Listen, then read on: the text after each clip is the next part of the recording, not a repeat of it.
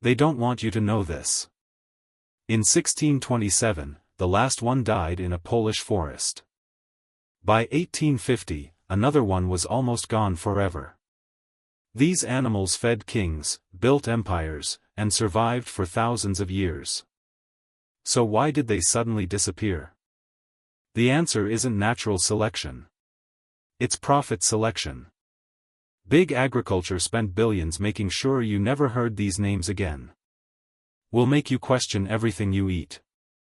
Let's expose what they've been hiding. The aurochs. Picture medieval Europe. A beast standing 6 feet tall at the shoulder, weighing over 3,000 pounds, with horns powerful enough to impale a knight. This wasn't a monster. This was cattle, the ancestor of every beef cow you've ever eaten. Ancient Romans hunted them for sport. Medieval kings served them at royal feasts.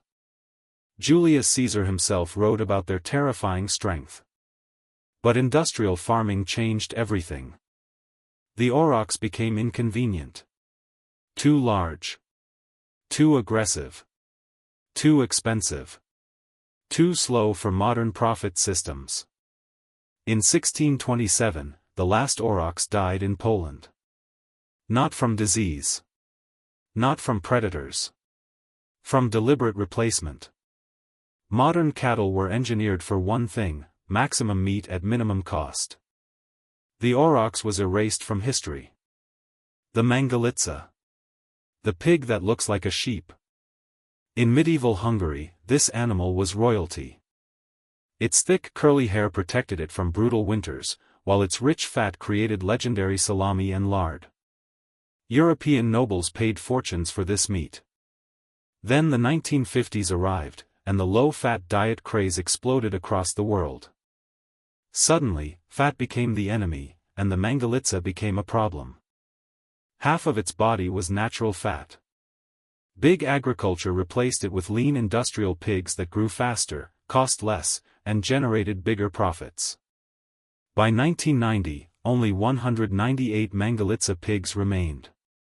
A 1,000-year bloodline nearly vanished because the food industry decided fat was unhealthy. Ironically, modern science now questions that entire belief. The Dong Tao chicken. A bird unlike anything you've ever seen. Legs as thick as a human wrist, covered in dragon-like scales. Ancient Vietnam treated this chicken like treasure. Only emperors and royal elites could eat it, and a single bird could cost a year's salary. People believed its meat had medicinal powers. Then war and industrial farming changed everything. Factory chickens grew in only 6 weeks, cheap, fast, and efficient.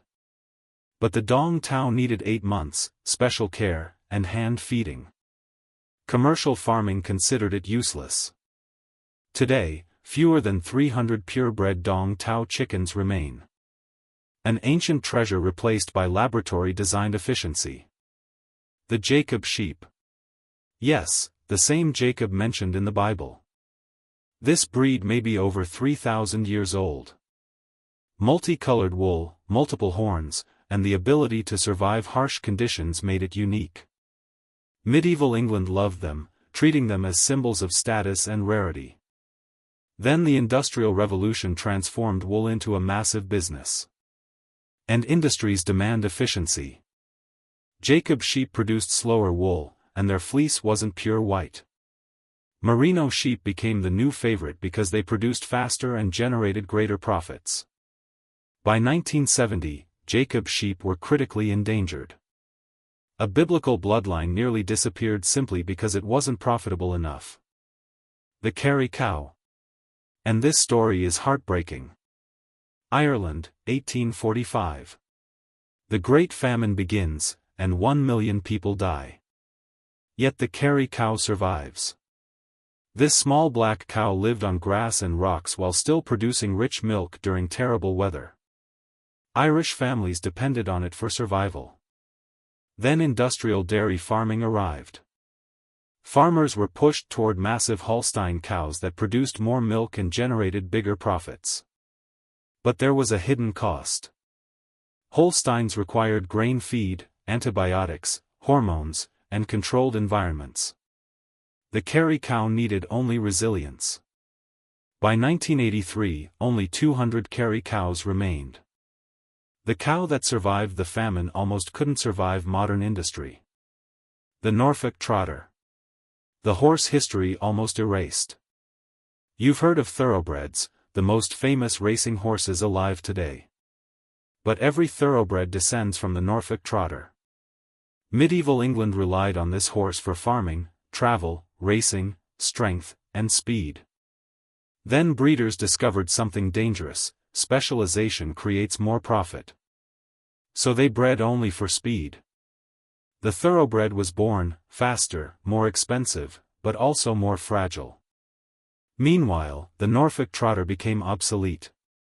By 1850, it was extinct.